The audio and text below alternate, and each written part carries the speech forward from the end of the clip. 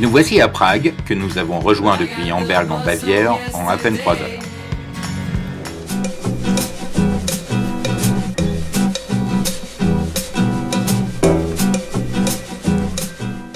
Prague, c'est la ville aux 1000 tours et aux 1000 clochers.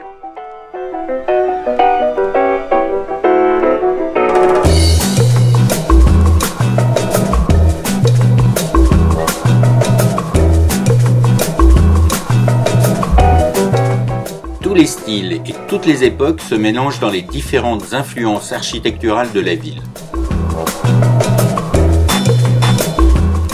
Roman, gothique, baroque, rococo, art nouveau et même des immeubles très étranges comme cette maison qui danse surnommée Ginger et Fred par les Pragois, symbole du renouveau de la ville depuis la révolution de velours de 1990.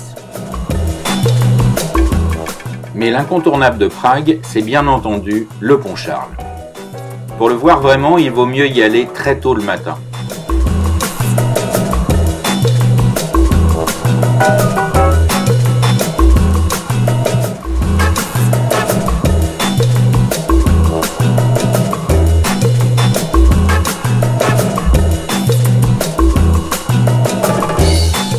C'est un endroit magique, avec ses 30 statues de saints qui se font face et qui observent les passants. Le pont a été construit au XIVe siècle et jusqu'au XVIIIe siècle, il était le seul pont enjambant la Moldau ou la Vltava pour les Tchèques. Le pont Charles ne se traverse plus qu'à pied et dans la journée, il est envahi par des marchands de toutes sortes et par les touristes du monde entier.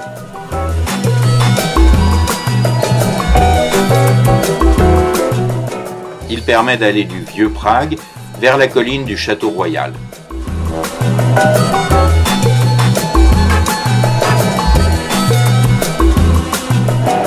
Le Palais Royal, sur la colline qui surplombe la Moldau à Prague, au-dessus du pont Charles, c'est pas vraiment un château, c'est plutôt une accumulation de châteaux un petit peu dans tous les sens, avec au milieu la cathédrale Saint-Guy qu'on voit derrière, qui est un truc absolument énorme.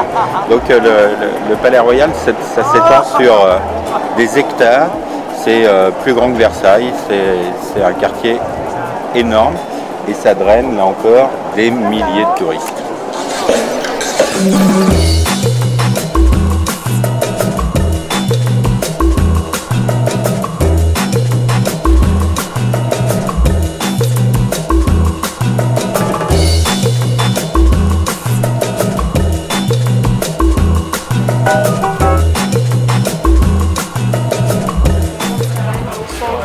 Alors on est dans la ruelle d'or. La ruelle d'or, c'était une petite rue qui était destinée aux alchimistes qui soi-disant transformaient le plomb en or. En fait, ça a surtout servi à des petits artisans.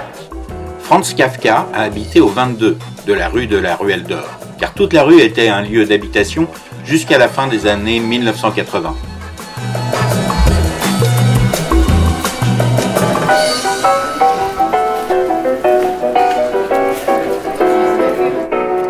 Nous redescendons du Palais Royal en traversant le vignoble de Prague, qui donne un vin rare et donc très recherché, et regagnons le centre de la ville par le métro très propre et qui est un des moyens les plus rapides pour se déplacer dans Prague.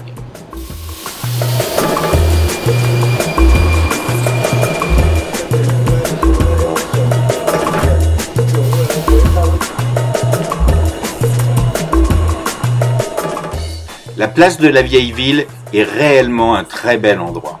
Vaste et aérée, elle est bordée de maisons et d'églises et l'on peut y assister à des concerts en plein air.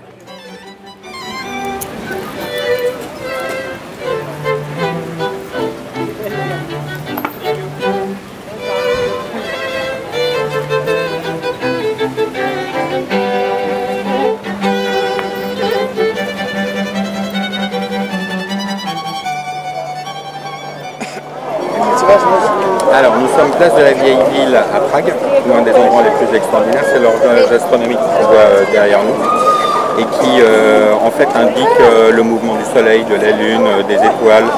Mais surtout, toutes les heures, il y a des petits automates qui sonnent dans le carillon et qui sonnent le glas de l'heure. Et ça attire un monde.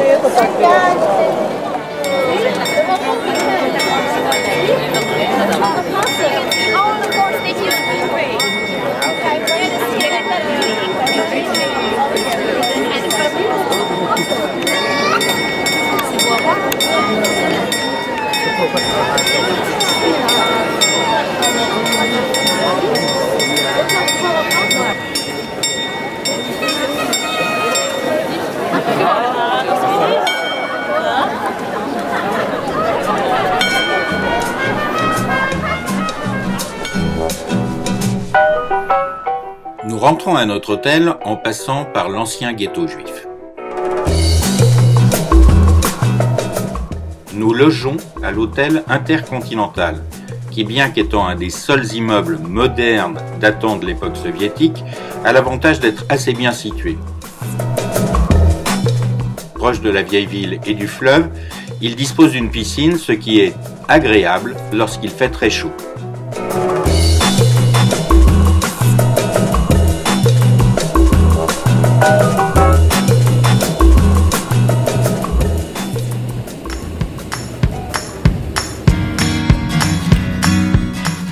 Demain, nous repartons vers le sud de la Bohême et la route des châteaux.